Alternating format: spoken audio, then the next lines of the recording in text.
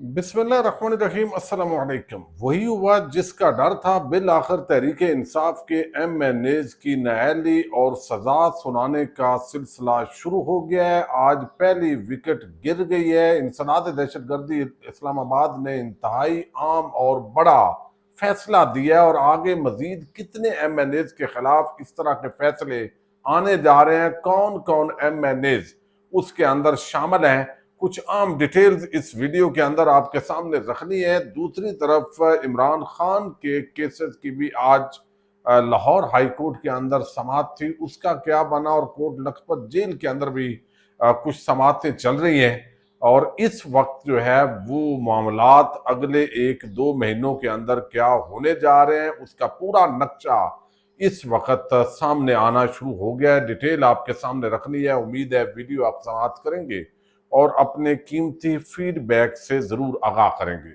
جب سے عمران خان کی حکومت گئی ہے، اس کے بعد سے لے کر اسٹیبلشمنٹ پر مسلسل تحریک انصاف کی تنقید جاری رہی ہے، اور اس کی بنیادی وجوہات بھی یہ ہیں کہ عمران خان کی حکومت جانے کے بعد جب پیپلز پارٹی، نون لیگ اور پی ڈی ایم کو حکومت دی گئی، اور پھر دوبارہ انتخابات ہوئے، 8 فروری کے الیکشنز کو قبول نہیں کیا گیا، 9 مئی کا ایک واقعہ ہوا، اس کو لے کے جس انداز کے اندر تحریک انصاف کے خلاف کریک ڈاؤن بنا، تو ایک establishment versus P T I کا جو ماحول ہے وہ کھل کر بننا شروع ہوا۔ اب ان حالات کے اندر یہ توقع تھی کہ چلیں احتجاج اور سیاست یہ چیزیں چلتی رہیں گی اور معاملات بہتر ہو جائیں گے۔ اس دوران 26ویں آئینی ترمیم ہوئی۔ پہلے چونکہ اسلام آباد high court, supreme court of Pakistan کہیں نہ کہیں سے کوئی ریلیف مل جاتا تھا، اگرچہ سپریم کورٹ آف پاکستان میں قاضی فائز عیسیٰ کے آنے کے بعد وہ تمام دروازے بند ہو گئے، لیکن اسلام آباد ہائی کورٹ کے اندر ایک جج عامر فاروق کو چھوڑ کر جو انڈیپینڈنٹ قانون پسند ججز تھے وہ کہیں نہ کہیں ریلیف دے رہے تھے۔ پھر جو 26ویں آئینی ترمیم آئی، اور اس میں بھی تحریک انصاف اور جو مولانا فضل الرحمان ہے وہ آپس کے اندر وہ بڑا کھیل کھیلتے رہے۔ اب یہ کھیل مولانا نے کس انداز میں کھیلا، وہ ایک کامیاب سیاستدان ٹھہرے، اور انہوں نے وہ سارا کام کروا دیا جو بظاہر وہ کہتے ہیں کہ اس سے بھی خطرناک ہوتا اگر میں آپ سے ملاقاتیں نہ کرتا۔ اب الٹیمیٹلی 26ویں آئینی ترمیم آنے کے بعد جو اس وقت عدالتی سسٹم ہے، اس پر بہت سارے سوالات اٹھائے جا رہے ہیں، اور کل عمران خان نے اس کا اظہار بھی کیا، اور تحریک انصاف کی جو لیڈرشپ ہے وہ کر رہی ہے۔ کیا عدالتوں سے تحریک انصاف کو انصاف ملے گا؟ یہ وہ سوال ہے جس کو مسلسل پی ٹی آئی اور عمران خان اس وقت ایڈریس کر رہے ہیں۔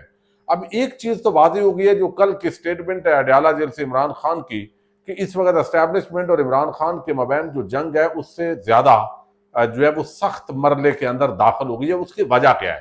اس کی وجہ یہ ہے کہ اس سے پہلے جو پبلک ڈومین ہے اس کے اندر اسٹیبلشمنٹ کی وہ سپورٹ نہیں تھی، اور ہم نے دیکھا کہ بہت سارے اکاؤنٹس تھے سوشل میڈیا پر، وہ اس کے نیچے کمنٹ سیکشن بند تھے، اور اس کی وجہ کیا تھی؟ وجہ واضح تھی کہ لوگوں کے جذبات تھے 8 فروری کے انتخابات کو لے کے۔ لیکن حالیہ جو پاک بھارت جنگ ہوئی ہے، اور اس کے اندر پاکستانی قوم بشمول تحریک انصاف وہ یکجا ہوئی ہے، اتحاد قائم ہوا ہے بھارت کے خلاف، تو یہ جنگ پاکستان نے جیتی ہے۔ تو مسلح افواج کے ساتھ جو ایک لوگوں کی ہمیشہ ایک وابستگی ہے، اس وابستگی کے اندر اضافہ ہوا ہے۔ یہ سمجھا جا رہا ہے کہ اب عمران خان اور تحریک انصاف مزید کوئی بڑا خطرہ جو ہے وہ طاقتور حلقوں کے لیے نہیں رہے، چونکہ عوام جو ہے وہ اب عمران خان کے ساتھ اس طرح نہیں ہے، چونکہ وہ اب مسلح افواج نے جو کارکردگی دکھائی ہے، تو جو اسٹیبلشمنٹ کی پالیسیز ہیں وہ ان کی بھی سپورٹ کریں گے۔ اور اس طرح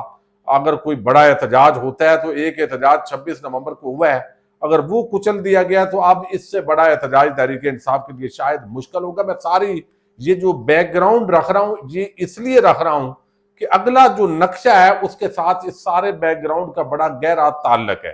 اب یہ آج سزا سنائی گئی ہے، اور یہ خبر آ رہی تھی، سب سے پہلے یہ خبر دی فیصل چودھری صاحب نے، اور انہوں نے بتایا کہ بھئی 40-50 بلکہ 60 تک ایم این ایز وہ فارغ ہو سکتے ہیں، اور اگلے 40 دن کے اندر پاکستان کا سیاست کا جو نقشہ ہے وہ تبدیل ہو سکتا ہے، اور تحریک انصاف کی جو لیڈرشپ ہے وہ اس کے اندر بہت غفلت کا مظاہرہ کر رہی ہے۔ اور وہ چیزیں انہوں نے آئیڈینٹیفائی کی اور انہوں نے کہا 9 مئی کے اندر سزائیں دی جائیں گی، 2/3 اکثریت ہو جائے گی، پھر 27ویں 28ویں جو ترمیم وہ لانا چاہیں گے کسی کو اٹھانا بھی نہیں پڑے گا، تو یہ چیزیں ہو جائیں گی۔ اس کو بہت سارے لوگوں نے نارمل لیا۔ میں نے کل بھی ذکر کیا تھا کہ یہ خبر بہت بڑی خبر ہے جس کی طرف اس وقت دیکھا نہیں جا رہا۔ حقیقت یہ ہے کہ اس وقت تحریک انصاف کی موجودہ لیڈرشپ وہ عمران خان کے بیانیے کا بوجھ اٹھانے کی متحمل نہیں ہے۔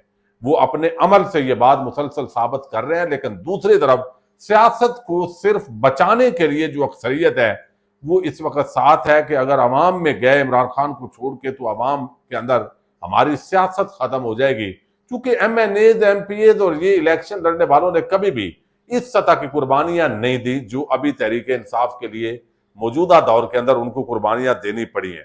اب جو خبر ہے وہ میں آپ کے سامنے، چونکہ آپ دیکھ چکے ہیں میڈیا کے اوپر بھی، کہ 9 مئی کے مقدمات کے اندر جو ہے وہ 10 سال کی سزا سنائی گئی ہے، اور یہ ایم این اے ہے عبداللطیف چترالی، پی ٹی آئی کے تھانہ رمنا حملہ کیس جو ہے اس کے اندر یہ ان کو انوالو کیا گیا ہے۔ طاہر عباس سپرا یہ انسداد دہشت گردی عدالت اسلام آباد کے جج ہیں، انہوں نے یہ سزا سنائی ہے۔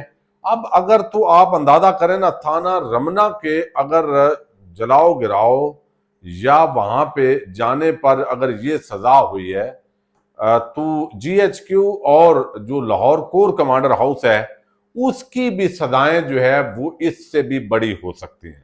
یہ بڑی عام ریلیونٹ جو بات ہے، وہ آج پہلی سزا جو ہے اس تناظر میں ایک ایم این اے جو ہے وہ دی گئی، اور صرف اب یہ سزا نہیں ہوئی، اب یہ 5 سال کے لیے نائل بھی ہو گئے ہیں۔ اور یہ سارا میں آپ کے سامنے پہلے رکھ دیتا ہوں۔ اسلام آباد کی انسداد دہشت گردی عدالت نے محفوظ فیصلہ سناتے ہوئے دیگر 10 ملزمان کو بھی مجرم قرار دیا ہے۔ ملزمان پر اسلام آباد کے تھانہ رمنا کی حدود میں جلاؤ گراؤ کے دفعات کے تحت مقدمہ درج کیا گیا تھا۔ مقدمہ 10 مئی 2023 کو اسلام آباد تھانہ رمنا میں مقدمہ درج کرتے ہوئے درجنوں نامعلوم افراد کو ملوث قرار دیا گیا تھا۔ 11 میں سے 4 ملزمان فیصلہ سناتے وقت عدالت کے سامنے موجود تھے، جن کو گرفتار کر لیا گیا، اور باقیوں کو بھی گرفتار کر لیا جائے گا۔ ظاہر سزا ہو گئی ہے، باقی موجود نہیں تھے۔ تو عبداللطیف چترالی سے رکن قومی اسمبلی منتخب ہوئے، اور ملزمان کی مختلف دفعات میں 27 سال تک سزائیں سنائی گئی ہیں۔ اور یہ جی ہماری جو ہے نا وہ سول عدالتیں ہیں، اس کے اندر ایک کیس اور بلڈ ہوتا ہے کہ یہ جو شاید اس بیانیے کی بھی نفی کی گئی کہ بھئی فوجی عدالت ہو یا سویلین عدالت ہو، وہ فوجی عدالتوں سے زیادہ سزا سنائی گئی ہے یہاں پہ۔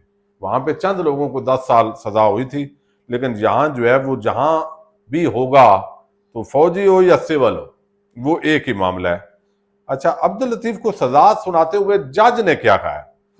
انہوں نے کہا کہ آپ کے خلاف 20 گواہان نے شہادتیں ریکارڈ کروائیں۔ گواہان میں مجسٹریٹ بھی شامل تھے۔ کسی بھی احتجاج کا پرامن طریقہ ہوتا ہے، قانون ہاتھ میں نہیں لیا جاتا۔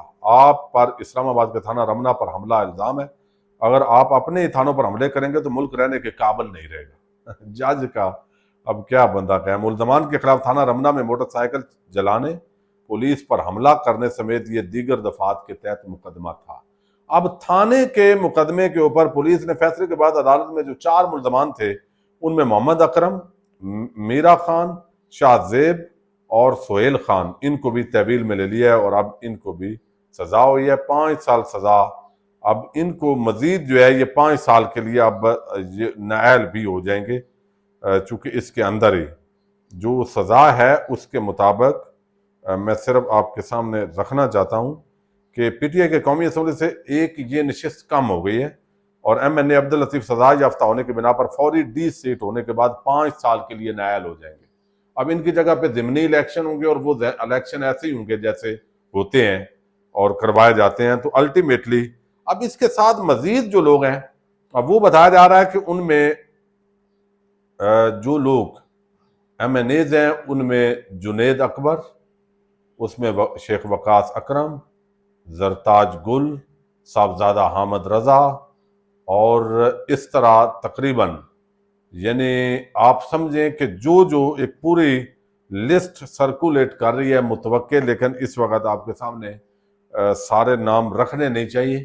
یعنی اس طرح کے کئی لوگ جو ہے جو تھوڑا بہت بھی سمجھتے ہیں سہیل آفریدی، مینا آفریدی اور شاہد خٹک، اس طرح کے لوگ جتنے بھی آپ کو ایکٹیو نظر آتے ہیں، شاید ان کو بھی آگے جا کر مختلف کیسز کے اندر جو ہے وہ سزا سنا دی جائے۔ تو یہ ایک طرف معاملہ ہے جی، اس کے اندر یہ اس طرح کے 50 کے قریب ایم این ایز بتایا گیا مختلف مقدمات کے اندر۔ آپ کو علم ہے ویسے تو سارے پی ٹی آئی مقدمات کے اندر ہے، تو ان کو الٹیمیٹلی کچھ کو سزا سنا کے تو وچ سنیاں ان گلیاں وچ مرزا یار پھرے، تو بظاہر اس طرح کا معاملہ جو ہے وہ نظر آ رہا ہے۔